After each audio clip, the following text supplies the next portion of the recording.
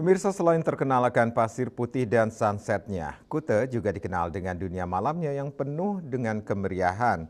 Khususnya di kawasan Legian yang banyak bertebaran klub malam dan bar yang buka hingga menjelang pagi.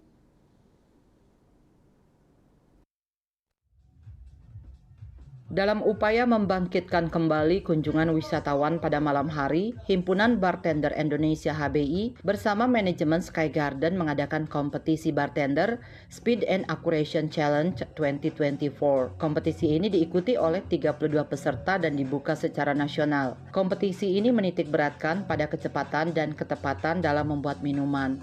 Wakil Ketua HBI Gede Adijaya menyatakan, peluang kerja bartender sangat besar, bahkan di Bali sering kekurangan SDM di bidang bartender ini. Terlebih, bartender perempuan juga sangat kurang dan sulit dicari. Untuk antusias masyarakat, terutama di bidang hospitality ini, mereka sangat antusias banget untuk ikut serta. Cuman kita hanya membatasi kapasitasnya hanya 32 orang peserta saja.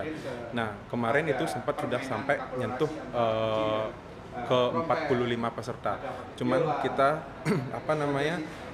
pangkas lagi, kita memang saring yang benar-benar profesional di bidangnya seperti itu.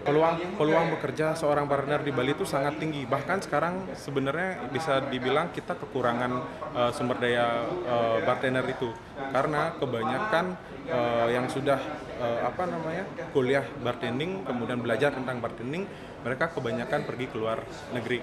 General Operation Manager PT Sky Garden Bali, Dani, sangat mendukung kompetisi ini untuk meningkatkan peluang kerja di bidang bartender. Dunia malam masih sangat membutuhkan SDM bartender, sehingga melalui kompetisi ini diharapkan dapat melahirkan bartender Bali yang profesional. Untuk meningkatkan lapangan pekerjaan nantinya, karena memang di dunia hiburan kita masih membutuhkan banyak bartender dan bartendis.